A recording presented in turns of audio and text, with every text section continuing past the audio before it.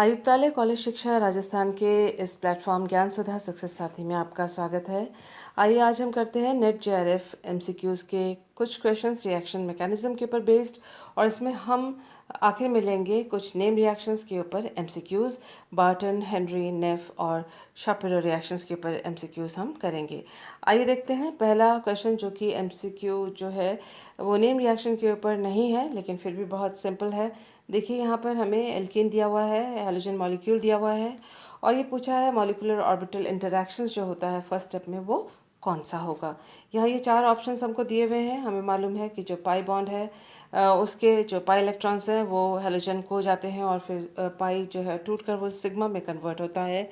तो pi bond के electrons जाएंगे तो कहाँ कहाँ ऑप्शन है, ये दोनों दिए हुए हैं पाई बॉन्ड के ऑप्शंस जो पाई बॉन्ड डोनेट हो रहे हैं। और ये नॉन बॉन्डिंग का है जो कि गलत है, ये भी नॉन बॉन्डिंग का है जो कि गलत है। फिर हम देखते हैं कि यहाँ सिग्मा एस्ट्रिक्स दिया हुआ है, यहाँ सिग्मा दिया हुआ है।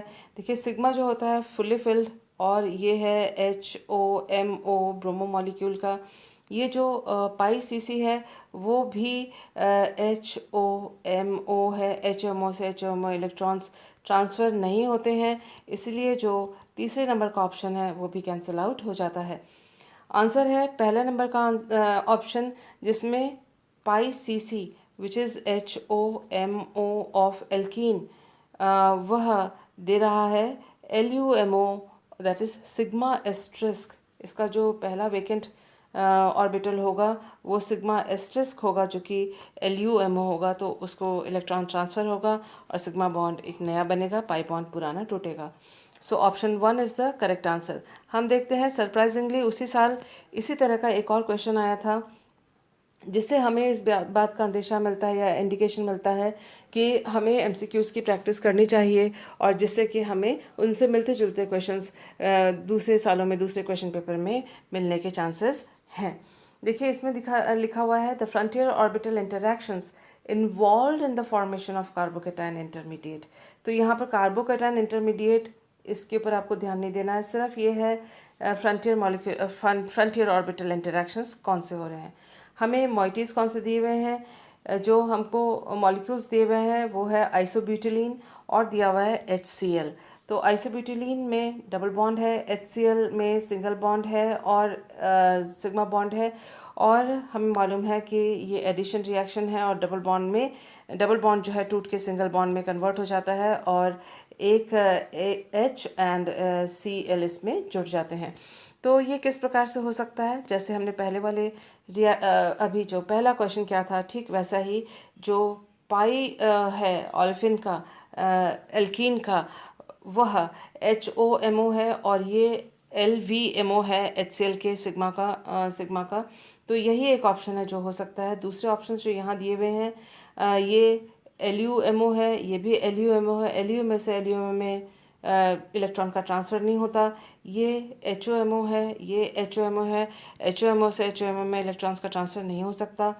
ये लिखा हुआ है, ये LUMO एल्कीन का दिया हुआ है और ये HOMO HCl का दिया हुआ है, लेकिन हमें तो पाई बॉन्ड को तोड़ना है, तो पाई बॉन्ड के इलेक्ट्रॉन्स ट्रांसफ़र होंगे, ना कि एम्प्टी बॉन्ड में, एम्प्टी ऑर्बिटल में यह इलेक्ट्रॉन पाई के लेगा। तो ये जो ऑप्शन है वो भी गलत है। इस तरह से हम देखते हैं in this question also option number 1 is the correct answer.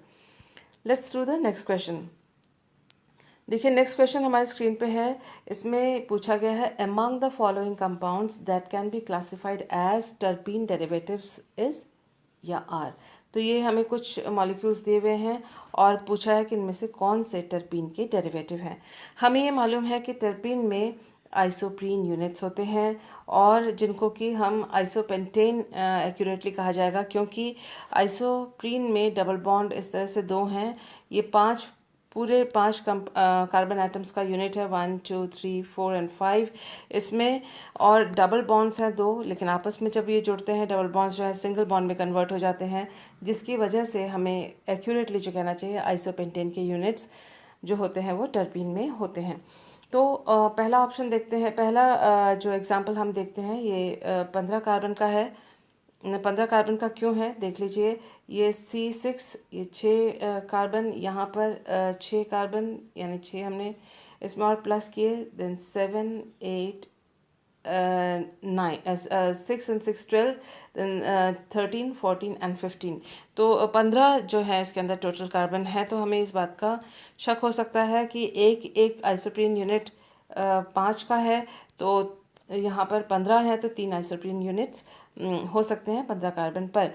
लेकिन यहाँ देखिए जो ये जो पोर्शन है ये वाला यहाँ पर आपको कहीं नहीं मिल रहा है, सिर्फ एक जगह पे है। आप इसको कह सकते हैं कि ये देखिए 1 कार्बन 2 कार्बन 3 कार्बन और उसके बाद ये 2 कार्बन की सिंगल चेन। लेकिन ये जो हिस्सा है वह तो ऑक्सीजन से बना है, यहाँ कार्बन तो है नहीं। तो इस तरह से जो हम देख सकते हैं कि ये जो यूनिट है या यहाँ पर 2 या 3 बार यहाँ पर नहीं है। So this is not terpene derivative. Next जो है वो हम जो बी ऑप्शन है उसको देखते हैं।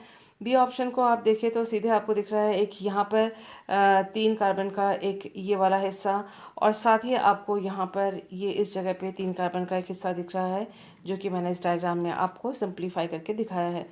जो ब्लू लाइंस हैं वो एक आइसोप्रीन यूनिट और 5 कार्बन को रिप्रेजेंट कर रही हैं। 1 2 3 4 एंड 5, ये 5 कार्बन है। और दूसरा जो रेड से दिखाया हुआ है उसको देखिए 1 2 3 4 एंड 5। तो ये 5 कार्बन के यूनिट्स जो हैं, जो कि इसको हेड कहा जाता है। सो आप देखिए कि ये हेड है और ये इस लाल वाले के टेल से यहाँ पर जुड़ा हुआ है सिग्मा बॉन्ड से। हेड टेल यहाँ पर बॉन्डिंग इस मॉलिक्यूल के अंदर है और 10 कार्बन इसके अंदर टोटल हैं। तो उसका मतलब ये आइसोप्रीन यूनिट से बना हुआ है और टर्पीन डेरिवेटिव है। जो सी ऑप्शन है उसमें टोटल 8 कार्बन है। यहाँ पर 1 2 3 4 5 6 7 एंड 8। सो इसको करेक्ट कर लीजिएगा। इसमें 8 कार्बन एटम्स हैं और 8 कार्बन एटम जो हैं वो 5 के मल्टीपल नहीं हैं। तो इस तरह से आप देख सकते हैं। और इसके अलावा यहाँ पर जो इस तरह का जो आइसोप्रीन यूनिट 1 2 3 4 5, लेकिन दूसरा आइसोप्रीन यूनिट और नहीं है। तो आइसोप्रीन के साथ आइसोप्रीन यूनिट यानी आइसोपेंटेन के साथ आइसोपेंटेन का बॉन्डिंग यहाँ पर नहीं है, क्योंकि कार्बन इसके अंदर ओनली 8 हैं, not 7। So the correct option in this case is answer B, and this is the option number 3, which is the correct answer. आइए देखते हैं नेक्स्ट क्वेश्चन। नेक्स्ट क्वेश्चन हमारे स्क्रीन पे जो है वो एक लाइट के प्रेजेंस में हो रहा है और हमें दिया हुआ है एक नाइट्राइट, एल्काइल नाइट्राइट दिया हुआ है। जो हमें पहली चीज़ दिख रही है वो कि डेल्टा कार्बन पर हाइड्रोजन है फ्री। और जब ऐसी सिचुएशन होती है कि नाइट्राइट दिया हुआ है, डेल्टा पे हाइड्रोजन है, लाइट है, तो बार्टन रिएक्शन के सिवाय और क्या हो सकता है। तो बार्टन रिएक्शन को बार्टन नाइट्राइट एस्टर रिएक्शन के नाम से भी पुकारा जाता है। ये एक फोटोकेमिकल रिएक्शन है और इसमें फोटोलिसिस होता है एल्काइल नाइट्राइट का फोटोलिसिस होता है, और जिसकी वजह से हमें डेल्टा नाइट्रोसो अल्कोहल हमें उत्पाद के रूप में मिलता है। यानी डेल्टा पे नाइट्रोसो ग्रुप लगेगा और यहाँ पे OH ग्रुप लगेगा। ये वाला बॉन्ड टूटेगा, ये ऑक्सीजन और नाइट्रोजन का बॉन्ड टूटेगा और ये NO जो है वो डेल्टा पे आके जुड़ेगा। यहाँ का हाइड्रोजन जो है वो ऑक्सीजन से जुड़ेगा, तो डेल्टा जो नाइट्रोसो अल्कोहल उत्पाद के रूप में मिलेगा। इन 4 ऑप्शंस को अगर हम देख लेते हैं तो एकदम से नज़र आ जाता है कि इसमें ये नहीं हो सकता, ये नहीं हो सकता, ये भी नहीं हो सकता। डेल्टा पोजीशन सिर्फ उस पर यही हो सकता है द करेक्ट आंसर। हालांकि रिएक्शन मैकेनिज्म MCQs में नहीं पूछे जाते, लेकिन फिर भी हमको नॉलेज के लिए और अच्छी पकड़ होने के लिए और सारी चीज़ें क्लियर होने के लिए, और ताकि हम जल्दी से हम और क्लैरिटी के साथ क्वेश्चंस को सॉल्व कर सकें, रिएक्शन मैकेनिज्म का अंदाज़ा हमें होना चाहिए। तो हम देख लेते हैं बार्टन्स रिएक्शन में क्या होता है। देखिए डेल्टा कार्बन पर हाइड्रोजन है, ये रहा, और एक 6 मेंबर ट्रांजिशन स्टेट का फॉर्मेशन होता है ये, और फोटोलिसिस हुआ है एक्सक्यूज़ मी। ऑक्सीजन और नाइट्रोजन का बॉन्ड जो नाइट्रोसो ये जो ग्रुप था उसमें से नाइट्रोसिल रेडिकल निकल कर आ जाता है इस ऑक्सीजन नाइट्रोजन बॉन्ड के टूटने पर। तो ये जो नाइट्राइट था, नाइट्राइट का ON बॉन्ड टूट रहा है होमोलिसिस के द्वारा।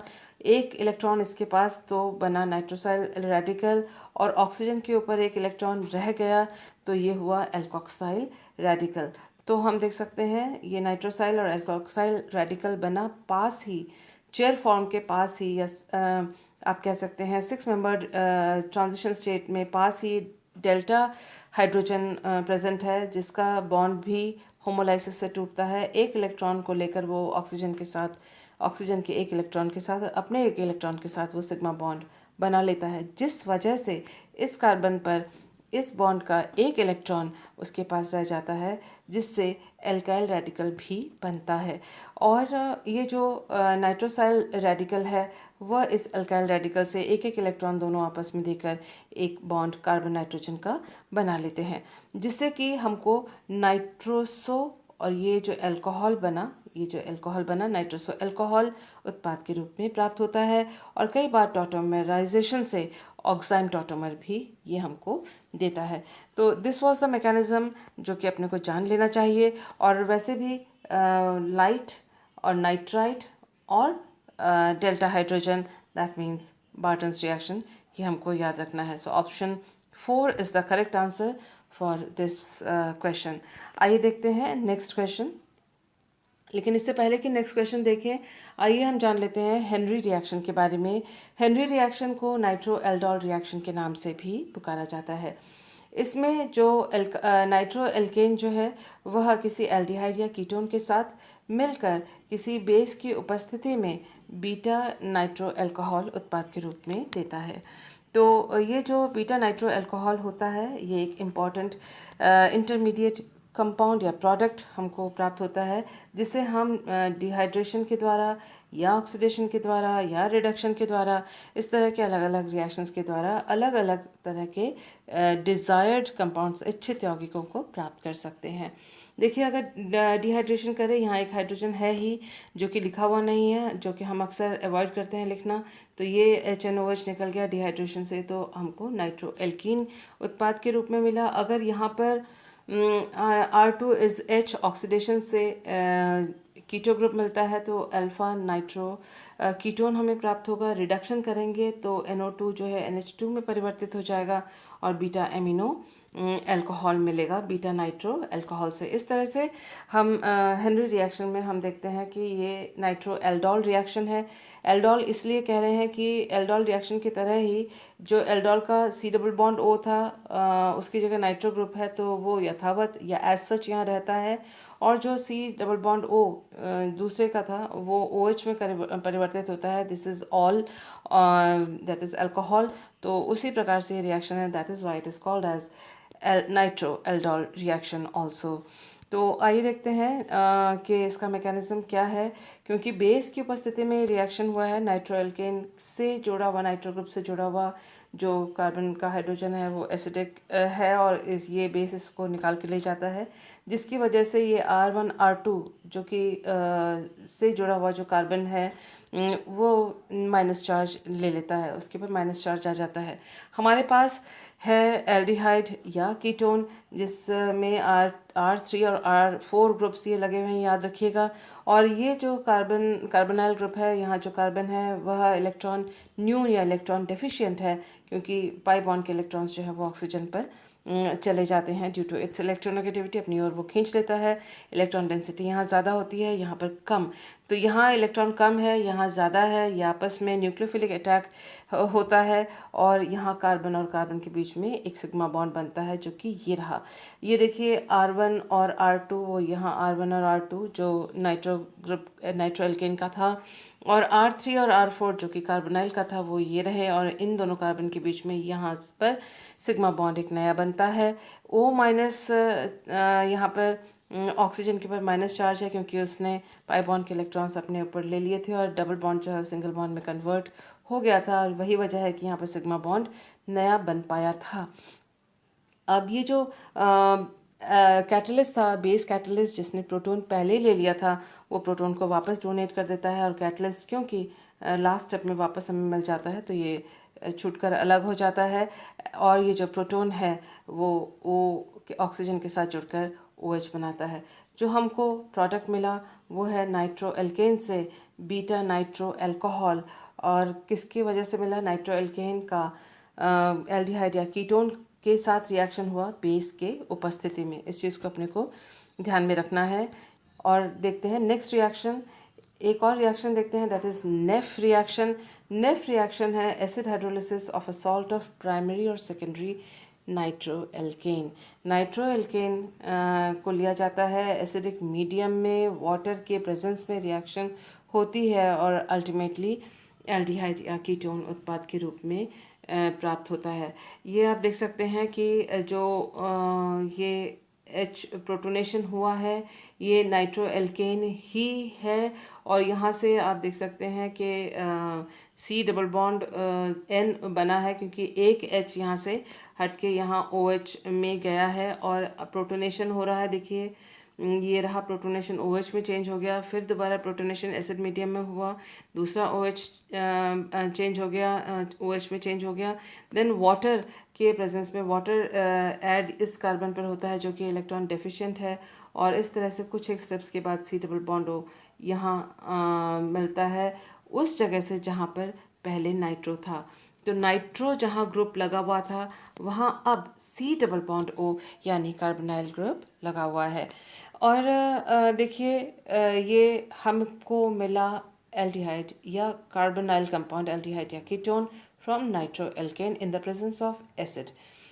एक और अल्टरनेटिव रिएजेंट है जो कि इम्पॉर्टेंट है, वो है TiCl3 and H2O। Alternative reagent है नेट रिएक्शन का, ये इससे रिएक्शन इजी होती है, फास्ट होती है और यील्ड अच्छा आता है, जिस वजह से इसका इस्तेमाल किया जाता है।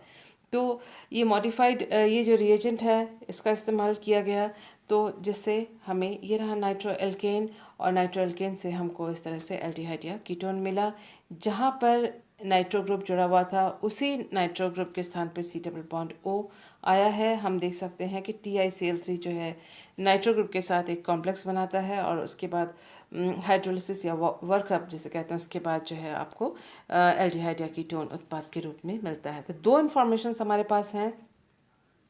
पहली इन्फॉर्मेशन जो है वो हेनरी रिएक्शन के रूप में है, जहाँ पर हमको नाइट्रो एल्केन से बीटा नाइट्रो अल्कोहल मिला है, और दूसरी इन्फॉर्मेशन हमारे पास नेफ रिएक्शन के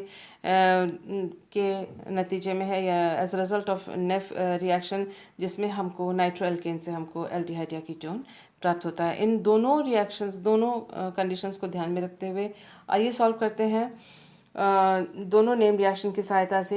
the question on the screen is for 2 marks, और इसमें देखो एक नाइट्रो एल्केन हमको दिया हुआ है, एक एल्डिहाइड हमको दिया हुआ है या कार्बोनाइल कंपाउंड दिया हुआ है, और दिया हुआ है बेस।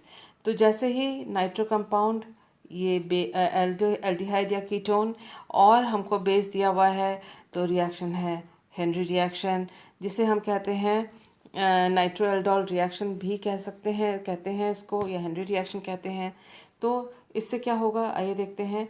ये C डबल बॉन्ड O है, तो C डबल बॉन्ड O जो है OH में कन्वर्ट हो जाएगा, तो ये NO2 और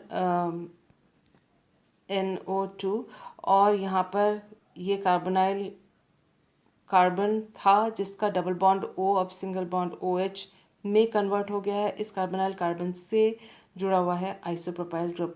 तो ये पहले स्टेप के आखिर में हेनरी रिएक्शन से हमको मिलेगा बीटा नाइट्रो अल्कोहल, जो कि ये बीटा नाइट्रो अल्कोहल है। अब दिया हुआ है TiCl3H2O, जो कि नेफ रिएक्शन जिससे होता है, और नेफ रिएक्शन से हमको मालूम है जो NO2 ग्रुप है, नाइट्रो ग्रुप अभी हमने देखा था, नाइट्रो ग्रुप जो है वह डबल बॉन्ड O में कन्वर्ट हो जाएगा। तो हम इस नाइट्रो ग्रुप को अगर हटा दें और इसके बाद डबल बॉन्ड O लगा दें, तो ये मॉलिक्यूल हमको उत्पाद के रूप में मिलता है। हम देखते हैं कि option number 2 is the correct answer. और देख लेते हैं कि यहाँ पर देखिए हेनरी रिएक्शन के बाद नाइट्रो मिलता है, तो और ये रहा नाइट्रो ग्रुप, लेकिन TiCl3 के बाद वो जो है ये OH में परिवर्तित हो जाएगा। यहाँ पर इन्होंने ये बताया है कि जो हेनरी रिएक्शन से जो OH है उसको इन्होंने यहाँ से वाटर मॉलिक्यूल निकाल के निष्कासित कर दिया है, वाटर मॉलिक्यूल और डबल बॉन्ड शो किया है लेकिन उस डिहाइड्रेशन के लिए यहाँ पर कोई भी रिएजेंट यहाँ इस्तेमाल नहीं किया है। So this is not a correct option. उसके अलावा जो TiCl3H2O है उससे जो नाइट्रो ग्रुप है वो कार्बोनाइल में चेंज होगा, जो कि यहाँ पर नहीं हो रहा है। सिमिलरली यहाँ पर इन्होंने OH को यहाँ पर चेंज किया हुआ है, जबकि हमें ये मालूम है ये जो आइसोप्रोपाइल ग्रुप है वह आइसोप्रोपाइल ग्रुप इस कार्बोनाइल कंपाउंड के आइसोप्रोपाइल ग्रुप से आया हुआ है, और जो ये OH जो इन्होंने दिया हुआ है इसकी जगह पे यहाँ पर C डबल बॉन्ड O आना चाहिए, और ये वाला जो है वो नाइट्रो एल्केन का हिस्सा है।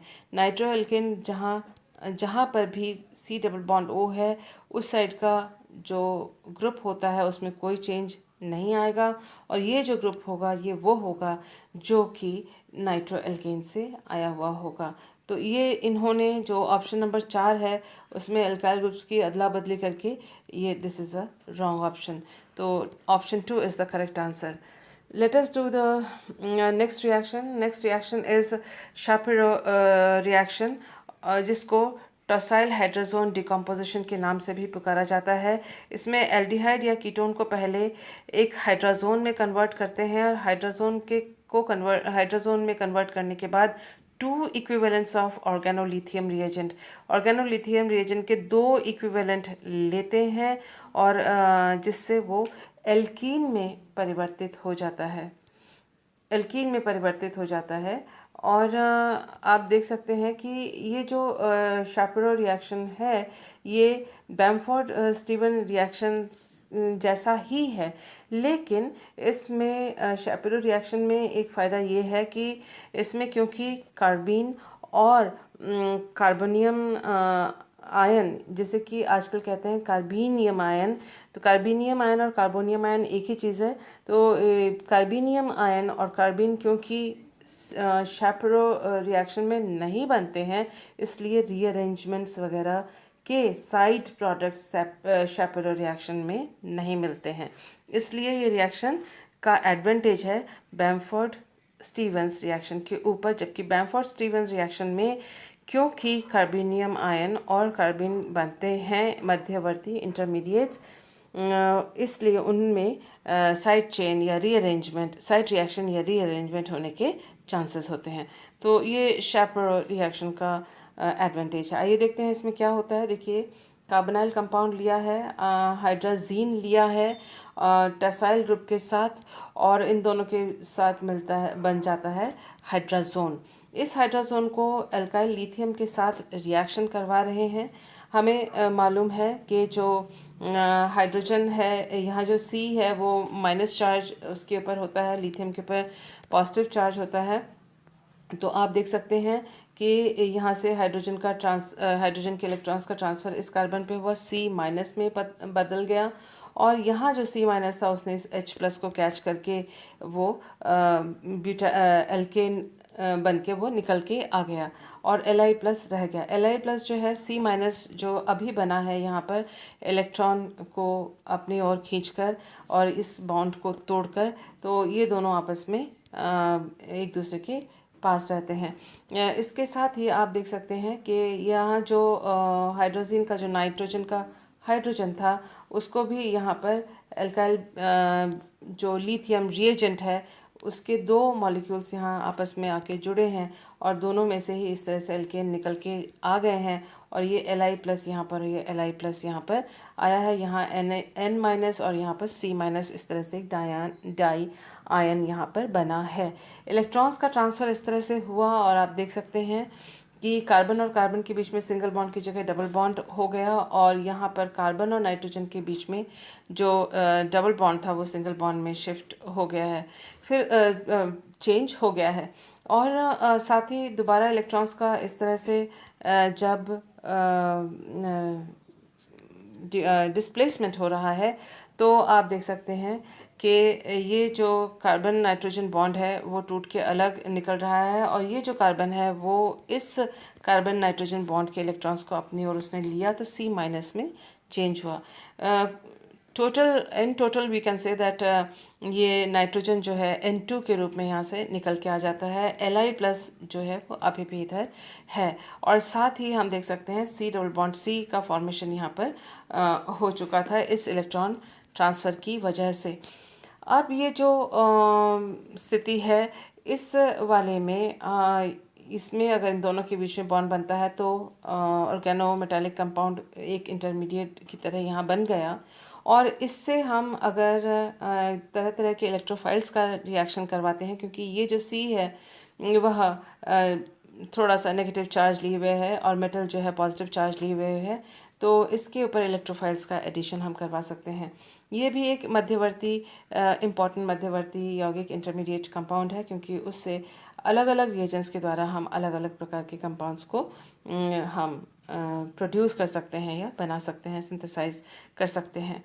तो हमने पता किया शापिरो रिएक्शन के बारे में, जिसको टॉसाइल हाइड्रोजोन डिकम्पोजिशन के नाम से भी पुकारा जाता है। और ये मैकेनिज़्म जो है अपनी जानकारी के लिए है, ध्यान रखिएगा, लेकिन एग्जामिनेशन में ये सारा प्रैक्टिस या उसमें ये वाला जो काम है रफ़ में न करना पड़े, इसलिए पहले ही अपने रफ़ कॉपी में या नोट के किताब में कॉपी में इसको प्रैक्टिस कर लीजिएगा। एक और रिएक्शन हम देखते हैं जो कि नेम रिएक्शन तो नहीं है, लेकिन DMF का रिएक्शन है। देखिए, जो पहला स्टेप हमको था वो था इस तरह से हाइड्रोजन लिया था, 2 equivalents of n butyl lithium लिया था, उससे ये एक रिएजेंट ये जो कंपाउंड है इंटरमीडिएट हमको मिला, C डबल बॉन्ड C इसमें प्राप्त हुआ है, और अगर यहाँ पर इलेक्ट्रोफाइल हाइड्रोजन है तो ये एल्कीन होगा। इस तरह से एल्डिहाइडिक ग्रुप भी इसके साथ जुड़ सकता है, और तरह तरह के इसमें यौगिक हम इससे प्राप्त कर सकते हैं। उसी सिलसिले में, उसी चेन ऑफ थॉट में देखिए, यदि हम इसका DMF के साथ रिएक्शन करवाते हैं तो क्या होगा। तो शापिरो रिएक्शन करवाया, उसके बाद हमने DMF के साथ रिएक्शन करवाया। दिस इज़ DMF जो नीले गोले के अंदर है। इसमें कार्बोनाइल ग्रुप है, इसके अंदर कार्बन जो है वो इलेक्ट्रॉन न्यून या इलेक्ट्रॉन डिफिशिएंट है। हमने आपको बताया था जो CLI ग्रुप है, CLI बॉन्ड है, इसमें कार्बन जो है इलेक्ट्रॉन रिच होता है, तो इसीलिए इसने इसके ऊपर न्यूक्लियोफिलिक अटैक किया।